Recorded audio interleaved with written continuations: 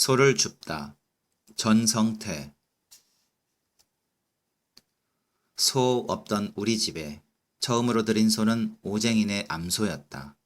가축 잘 치는 아버지가 그 집 소를 대신 길러주었다. 나는 신날 일이 하나도 없었다.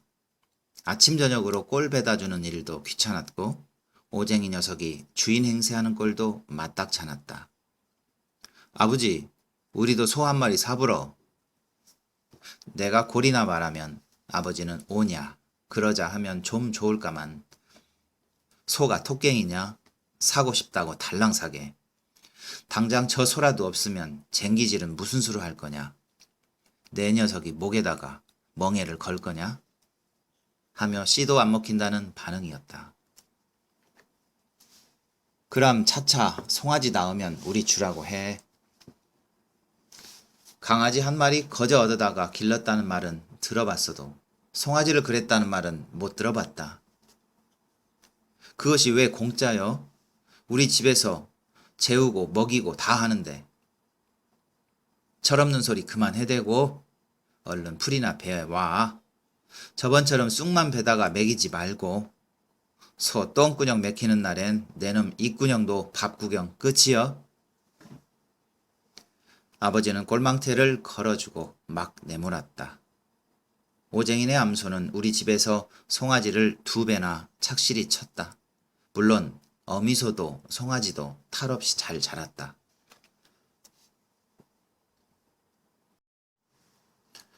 우리 집에 2번째 소가 들어온 것은 초등학교 3학년 때였다. 장마가 한풀 녹자 나는 아이들과 함께 강둑으로 나가 불어난 강물에서 떠내려오는 물건들을 건져냈다. 그것은 오래전부터 우리 마을 아이들에게 전해오는 놀이이기도 했다. 우리는 병, 깡통, 양은이나 플라스틱으로 된 가재도구, 버드나무에 걸린 비닐 조각 따위를 대작대기로 끌어내느라 며칠째 강둑에서 낚시꾼 마냥 붙어 지냈다. 모두 엿하고 바꿔먹기 위해서였다. 간혹 수박이나 참외를 건져내는 운도 따랐다.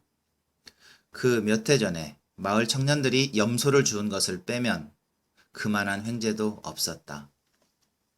그런데 그해 나는 염소 따위는 될 것도 아닌 소를, 그것도 숨이 붙어있는 소를 줍게 되었다. 내가 맨 처음 소를 발견한 것은 아니었다. 정신이 조금 모자란 필구가 고래고래 소리를 질렀는데 필구는 수양버들이 엉킨 강 어귀에 손가락질을 해댔다. 강 바위 너머에서 음매음매 소 울음소리가 들려왔다. 울음소리만 아니었다면 그 시뻘건 강물에서 소를 분간해내기도 힘들었을 것이다. 바위에 부딪혀 튀는 흙탕물 속에서 소머리가 얼핏 보였다. 동네 소가 강으로 잘못 든 게 분명하였다. 아이들이 멍하니 구경하는 사이에 나는 물로 뛰어들었다. 어린 마음에도 소 주인에게 보상을 좀 받겠다는 샘속이 빠르게 굴렀다. 죽을 둥 살둥 바위에 닿아 바위 모서리를 잡고 돌아들자 소는 엉덩이를 주저앉힌 꼴로 버둥거리고 있었다. 나는 소머리 쪽으로 돌아가 굴레를 틀어주었다. 소는 머리를 되게 내저었다. 고삐를 찾아 쥐고 당겨도 소는 한 발짝도 움직이려 들지 않았다. 나는 고삐를 바투 쥐고 물속으로 들어 녀석의 다리를 더듬어 나갔다. 머지않아 뒷발 하나가 바위 틈에 단단히 박힌 것을 손끝으로 확인할 수 있었다. 동무들이 몽둥이를 던져줘서 나는 그것을 바위 틈에 밀어 넣었다. 몽둥이가 야무지게 자리를 틀자 나는 지렛대로 바위를 뜨듯 몽둥이를 내리돌렸다. 소는 꿈쩍도 하지 않았다. 동무들이 옷을 벗는 모습이 보였다. 야, 들어오지 마. 이건 내가 주운 소여. 나는 아이들을 향해 소리쳤다. 아이들이 주춤주춤 자리에 섰다. 더욱 다급해져서 나는 아예 몽둥이 끝에 몸을 싣고 발을 굴렀다. 한편으로 소한테도 힘을 쓰라고 엉덩이를 철썩철썩 때렸다. 어느 순간 딛고선 몽둥이가 맥없이 무너지며 소가 거꾸러지듯 물속으로 머리를 쳐박았다. 나도 균형을 잃고 물속에 잠방 빠지고 말았는데 그 겨를에도 고삐만은 그러지고 놓지 않았다. 소를 강가로 끌어내 놓고 보니 암컷인데다가 이미 콧줄에도 해놓은 중소였다. 바위틈에 끼인 뒷발은 한 뼘쯤 가죽이 벗겨져 희붉은 살이 드러나 있었는데 피가 약간 배었을 뿐 뼈가 상한 것 같지는 않았다. 고삐를 끌자 놈은 띠뚱거리며 제법 걸었다. 누구네 집 소재? 나는 숨을 헐떡이며 아이들에게 물었다. 우리 동네 소는 아닌 것 같은디? 오쟁이가 대답했다. 다른 아이들도 둘러보았는데 하나같이 고개를 저었다. 15마리도 안 되는 동네 소라면 우리는 목에 걸린 방울 소리로도 알아볼 수 있었다. 그만 낙심이 되어 나는 고삐를 땅바닥에 내던졌다. 인자 어쩔래? 하고 오쟁이가 쌤통이라는 표정으로 물었을 때 나는 너무 허망하여 쭈그려 앉아버렸다. 잠시 후 나는 고삐를 낚아채듯 다시 집어들고 소 등을 갈겼다. 동네를 향해 방죽으로 소를 몰았다. 아이들이 서너 걸음 떨어져서 뒤를 따랐다. 우리 사이에는 침묵만이 흘렀다. 더 이상 참을 수 없어 나는 걸음을 멈췄다. 너희도 봤제만 분명히 내가 준 소여? 해놓고 아이들 표정을 살피자니 이것 봐라. 녀석들은 아무 대꾸가 없다. 필구 봤제? 나는 속없는 필구만 다그쳤다. 필구는 벙싯거리며 두 손을 하늘 높이 치켜들고 소리쳤다. 동명이가 주었다. 동맹이가 주었다. 나는 더 말할 필요도 없다는 듯 다시 소를 몰았다. 방울소리가 댕그랑댕그랑 경쾌했다. 내일이라도 당장 주인이 찾아올걸? 뒤에서 오쟁이가 들릴락말락 중얼거리는 소리가 들렸다. 어느덧 우리는 마을이 내려다 보이는 고개에 이르렀다. 저녁 짓는 연기와 모깃불 연기에 덮여 잠잠해진 마을이 보였다. 나는 허리에 팔을 쳐 걸치고 뒤로 돌아섰다. 나는 오쟁이에게 따지듯이 물었다. 참외랑 수박이랑 찾으러 온 사람 있디? 아니. 세숫대야랑 양푼이랑 찾으러 오는 사람은? 그건... 점점 목소리가 꺼져가는 오쟁이를 나는 몰아붙였다.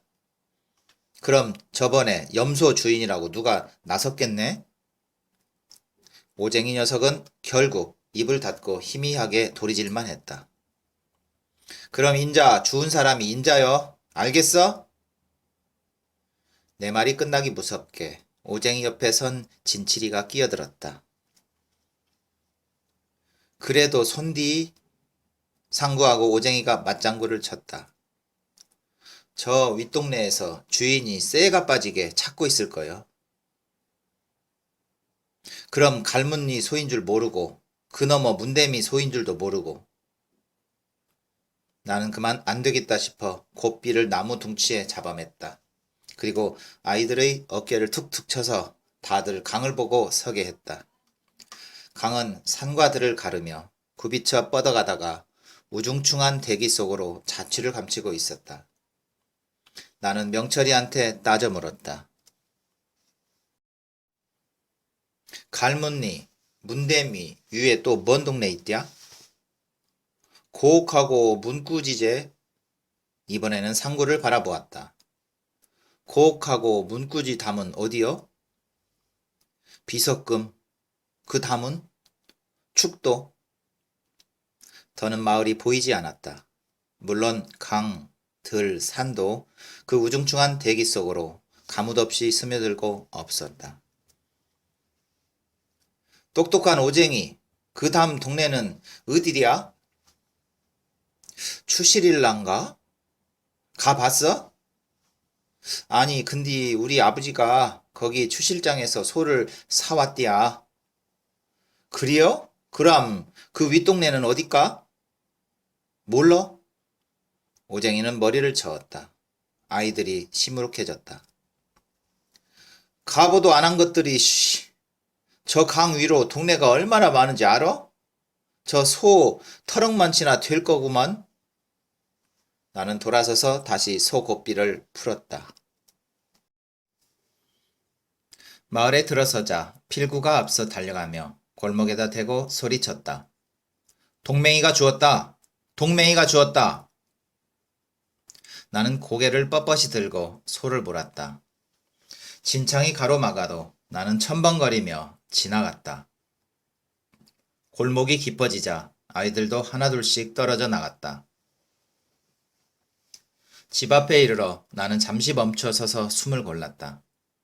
어머니와 아버지 그리고 형의 얼굴을 떠올리자 비로소 소를 주었다는 사실이 실감났다. 나는 콧뚜레를 잡고 살인문 앞에 서서 엄마! 하고 불렀다. 방문이 열리고 어머니의 얼굴이 보이기 전에 목소리부터 마중을 나왔다. 끼니 때 되면 기어 들어와야지. 어디를 싸돌아다니다가. 밥숟가락을 든 어머니는 말하다 말고 누구네 소를 몰고 오는 거요? 별일일세. 네가 남의 소를 다 먹이고 했다. 우리 소요. 나는 목청 높여 말했다. 절로 입이 벌어지며 눈물이 막 나오려고 했다. 문 너머로 아버지가 얼굴을 내밀었다. 저놈이 뭐라고 했었는가? 나가 주었다니까? 나는 소를 마당으로 끌어 넣었다.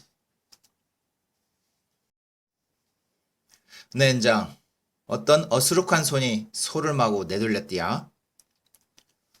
아버지의 반응이 시큰둥해서 안달이 났다. 옥강에 떠내려오는 걸 주었다니께?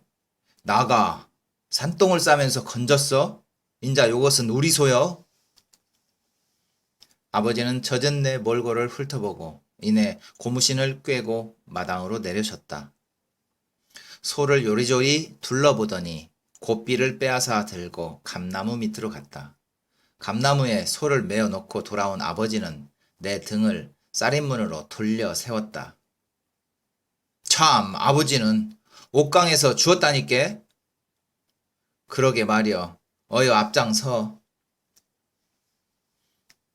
나는 아버지에게 끌리다시피 고개 넘어 강으로 갔다. 이미 들에는 어둠이 내리고 먼 마을에서 불빛이 돋고 있었다. 소를 건져낸 강둑에 이르러 나는 아버지에게 세세하게 설명했다. 내가 얼마나 위태하게 소를 건져냈는지 조금 과장해서 말하는 것도 잊지 않았다. 그런데 내 말이 끝나기가 무섭게 아버지가 뒤통수를 맵게 내질렀다. 누가 함부로 물에 기어들라고 가르치든? 응? 목숨을 왜 그렇게 조심성 없이 흘리고 다닌단 말이여? 아버지는 칭얼대는 나를 닦아 세우며 집으로 향했다. 내가 운 것은 아버지의 손찌검보다 내 심정을 몰라준다는 서러움에서였다. 나는 호박덩어리를 건져낸 게 아니라 소를 주운 것이다. 그런데도 이 가난하고 불쌍한 아버지는 자기 집에 무슨 일이 일어났는지 깜깜했다. 아버지의 그 미적지근한 태도는 이튿날 아침 나를 더욱 매겁게 했다. 지난밤 아버지가 소 다리에 난 상처를 석유를 뿌리고 천을 싸매준 것은 좋았는데 우리 형제가 가방을 메고 집을 나설 때 난데없이 소를 몰고 나란히 나서는 거였다. 강가에다가 다시 몰아다 놓을 거요? 그래놓고 아버지는 입을 다물었다. 생각이 많은 표정이었다. 나는 시무룩해져서 동구 밖 갈림길에서 아버지와 헤어졌다. 하루 내내 소 생각만 하다가 학교를 파하자마자 나는 곧장 강둑으로 달려갔다. 소는 방죽에 배를 깔고 앉아 있었다. 나는 그만 눈물이 핑 돌았다. 나는 쇠말뚝에서 고삐를 풀어 소에게 풀을 뜯겼다. 해가 지고 어둑어둑해졌는데 또 집으로 돌아갈 마음이 나지 않았다. 이슬 내리는 강둑에 소만 남겨두고 돌아갈 수는 없었다. 집에 돌아갈 일도 걱정이었다. 어둑한 뚝길로 형이 찾아왔다. 저녁상 차려 놓았는디 네 여서 뭐하는 거요? 형은 풀밭에서 내 가방을 들어 어깨에 둘러맸다. 나는 고삐를 걸어쥐었다. 이 바보야. 그란다고. 우리 거 될 줄 알아? 경찰서에 신고를 해놔서 금방 주인이 찾으러 올 거요. 뭐? 신고를 했어? 바보 천치여. 아버지는 바보 천치라니까? 어여 일어나. 니도 없는데 밥숟갈 들었다가 아버지한테 혼난단 말이야. 나도 너 때문에 성가셔 죽겠다. 숙제도 많구만. 행님아, 주인이 안 나타나면 어떻게 돼? 너 공부 잘하니까 알지? 그럼 죽은 사람 찾으겠지? 참말로? 근데 누가 소 잃고 가만히 있겠냐? 벌써 방송으로 사방에 다 알렸을 건디? 나는 그만 풀이 죽어 형 어깨에서 가방을 벗겨들고 터벅터벅 걸었다. 한참 만에 나는 형한테 다짐이라도 받듯 다시 물었다. 아무튼 주인 안 나타나면 인자 우리 소란 말이제? 형은 쯧 하고 혀를 차곤 더 말이 없었다. 집에 들자마자 아버지는 지게짝대기를 들고 닦아 세웠다. 내 이놈 어디서 자빠졌다가 인제 기어드는 거요? 아버지는 지게짝대기로 등에 짊어진 가방을 쿡 쑤시더니 너 숙제는 해놓고 이러고 다니는 거요? 하며 나를 콕 찔러 죽일 기세였다. 나는 마당 모깃불 옆에 주저앉아 입만 실룩거렸다. 왕겨를 한 삼택이 부어놓은 모깃불에서는 불꽃이 발근발근 일어나고 있었다. 아버지는 생솔가지를 올릴 셈이었다가 잊어먹은 듯 모깃불 옆에 생솔가지가 수북했다. 눈물이 나오는데 나는 울음소리를 내지 않았다. 그게 더 얄미웠는지 아버지가 느닷없이 어깨에서 가방을 벗겨냈다. 내 놈은 천상 가르쳐봤자 소용없고 하고는 가방을 모깃불에 안기는 거였다. 나는 그만 땅바닥에 벌렁 드러누워 마당을 쓸며 울었다. 어머니가 달려들어 불에서 가방을 꺼냈다. 불자리에서 불덩이 하나가 통째로 떨어져 나온 것 같았다. 어머니는 부엌으로 달려가 바가지에 물을 떠다가 가방에 끼얹었다. 나는 밥도 안 먹고 가방을 챙겨 들고 방에 들었다.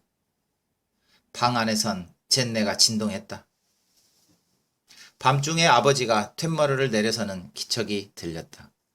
그때를 맞춰 나는 불어 마당으로 나가 모깃불에 가방을 집어 던져버렸다.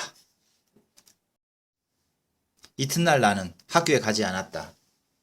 밥상머리에서 아무 말 없던 아버지를 보아 분명 자신도 후회하는 눈치였다.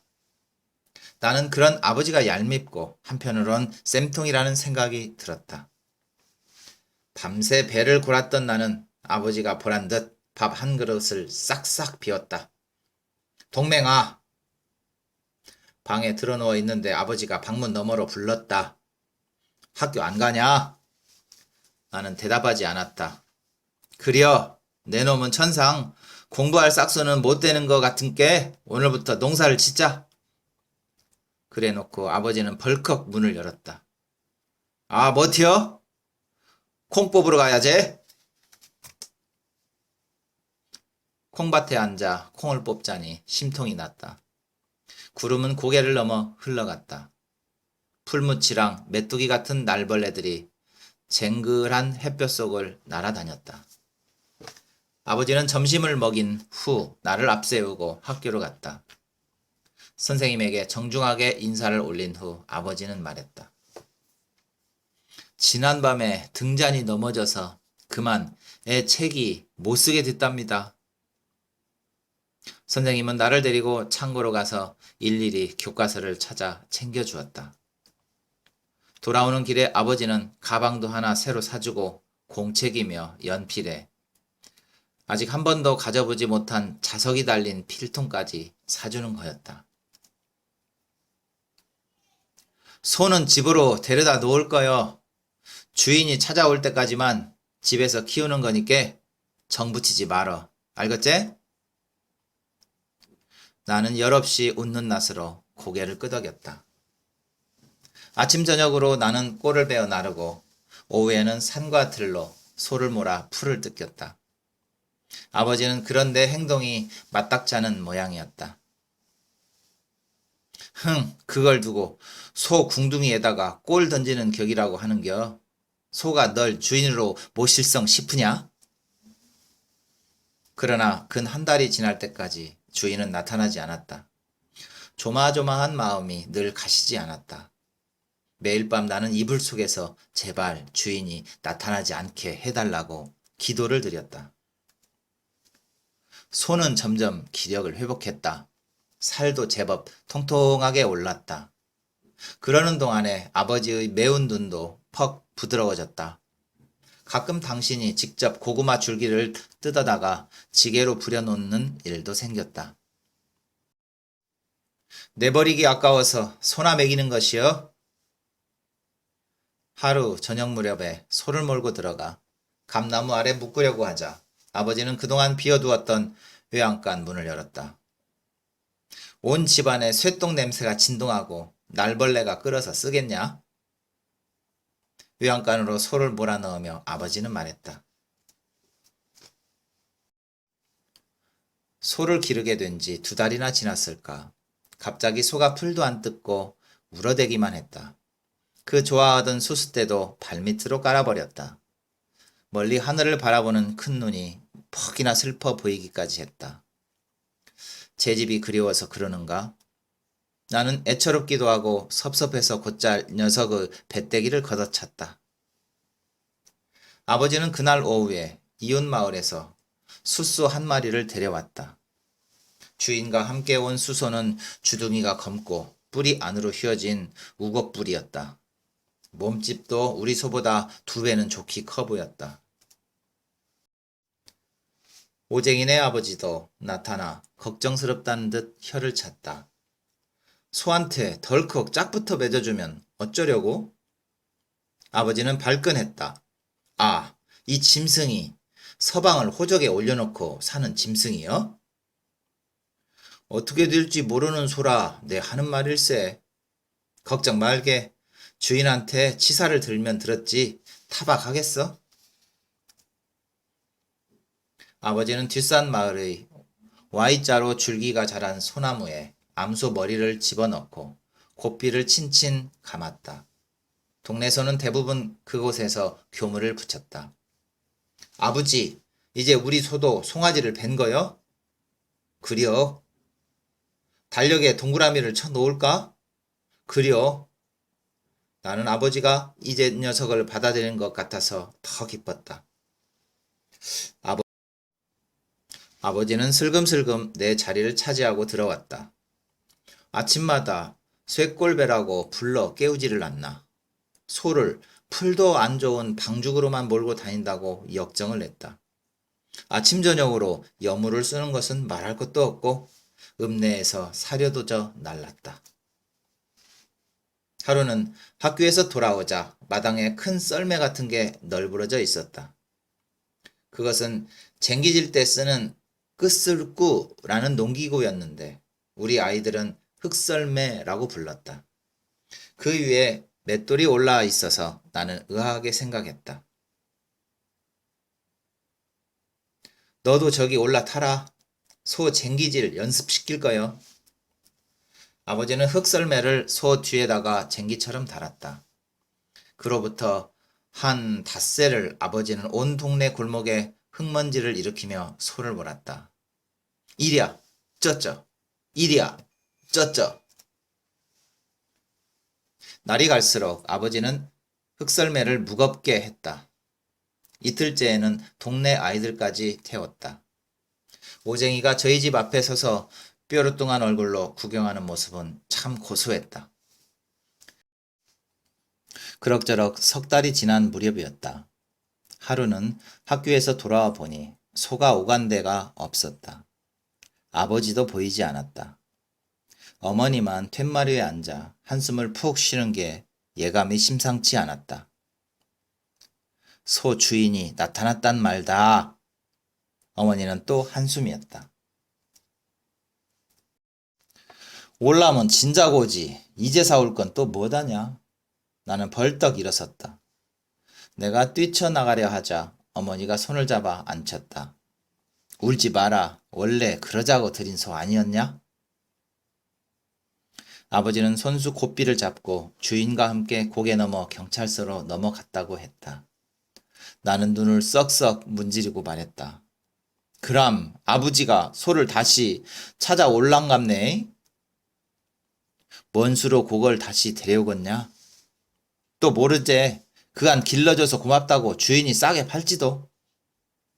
어머니는 말없이 또 한숨이었다. 나는 그 긴 오후 한나절을 막연한 기대를 품은 채 아버지를 기다렸다. 혹시 쇠골을 베어다 놓으면 그게 무슨 주술이 되어 소가 다시 돌아올 것만 같아 나는 두 망태나 꼴을 걷어다가 놓았다. 점심 전에 나갔다는 아버지는 해질녘이 되어도 돌아오지 않았다. 달밤에 아버지는 오쟁이 아버지와 함께 집으로 들어왔다. 빈손이었다.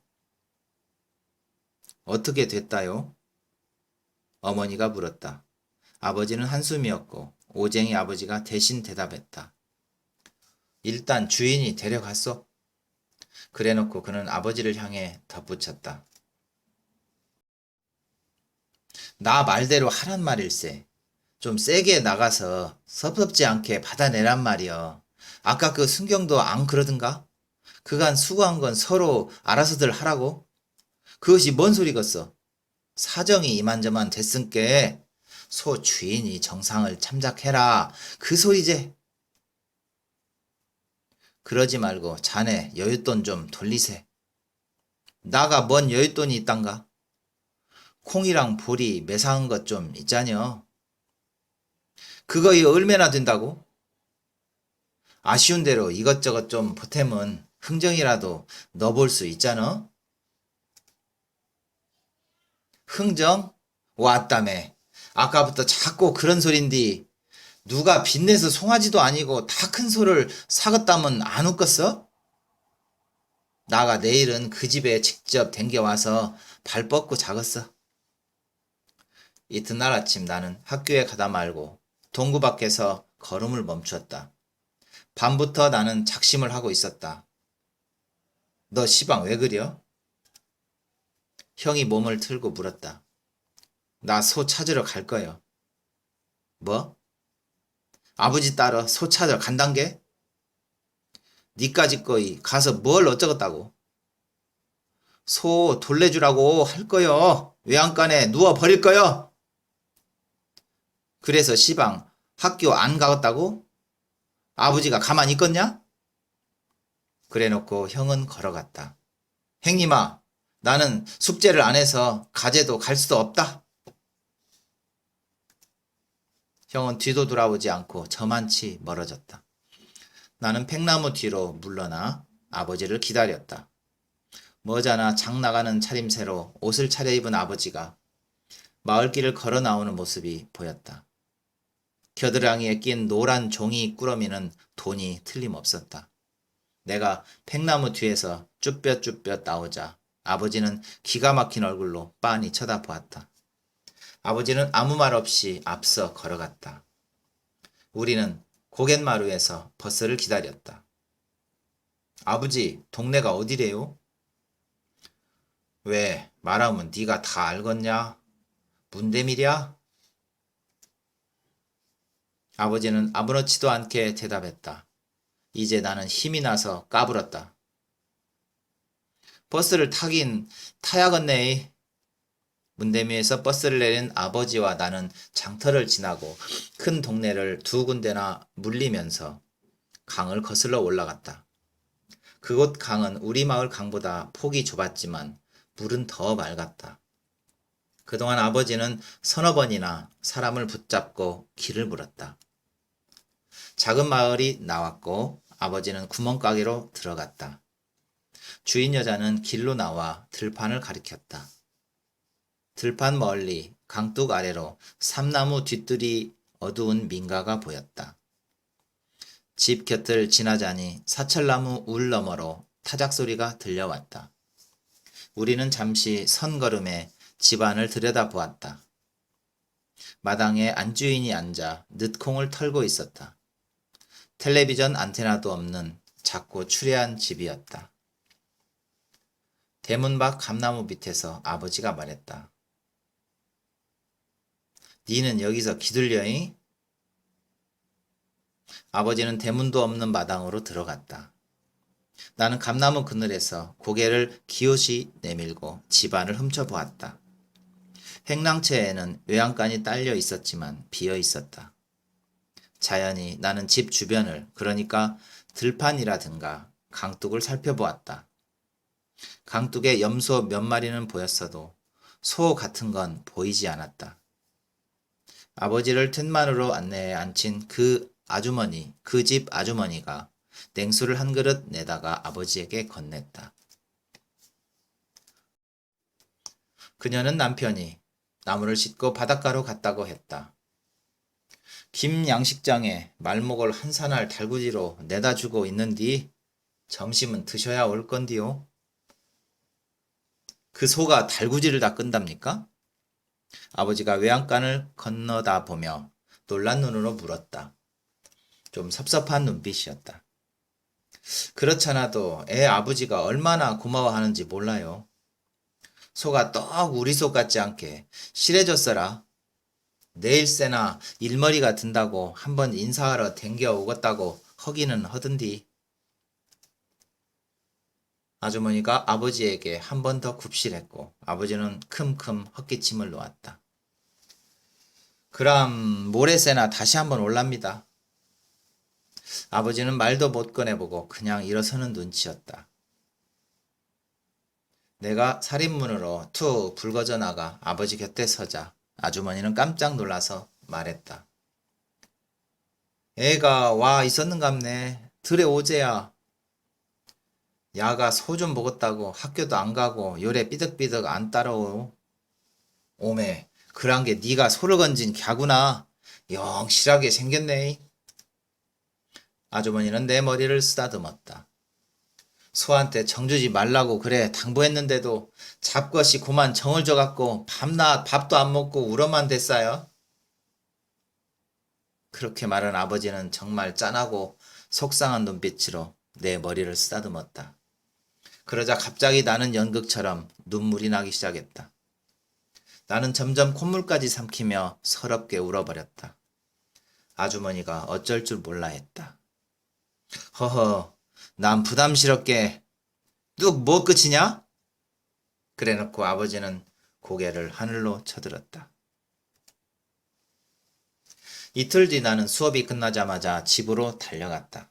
아버지는 돌아와 있지 않았다. 점심 자시고 가셨는디 금방 오겠냐? 소 꼭 사온다고 했제? 그럴라고 갔다만 오쟁이 아버지가 따라 나섰은께 잘 안 되겠냐? 해가 설핏 기울고 형이 돌아왔는데도 아버지는 돌아오지 않았다. 나는 형과 함께 동구밖까지 서너 차례나 들락날락했다. 하긴 버스에 못 태운게 소를 걸쳐오자면 늦을 거네. 응?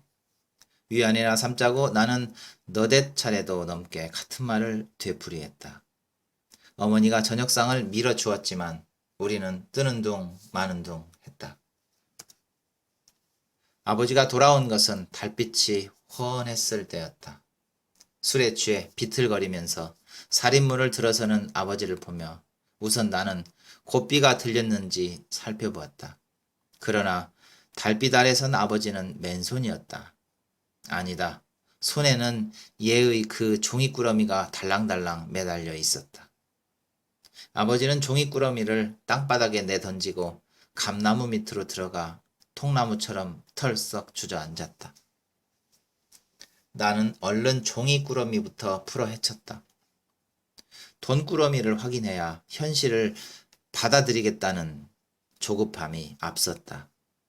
나는 종이꾸러미에서는 차갑고 물컹한 고깃덩어리가 나왔다. 웜에 소를 잡아버렸는갑다. 씨. 나는 나도 모르게 소리쳤는데 형이 대뜸 내 뒤통수를 콕 쥐어 박았다. 아버지가 꺽꺽 울고 있었던 것이다. 그 집구석도 한심하더란 말이지. 그거 없으면 농사고 뭐고 못 묵고 산디야. 웜에. 다 큰 아버지가 우는 모습을 본 것은 그때가 처음이었다. 온전히 우리 집 소유의 소를 갖게 된 것은 한참 뒷날의 일이었다. 아버지는 송아지를 훌륭하게 길렀다. 송아지가 자라 송아지를 낳고 그 송아지가 또 송아지를 낳아 지금은 얼추 너댓 대나 배가 갈린 암소가 외양간을 지키고 있다. 요놈의 짐승이 정을 안 주려 해도 정이 안 들 수가 없는 짐승이여. 하긴 우리 자식들은 요놈이 다 가르쳤은께 난 힘 하나도 안 썼구만.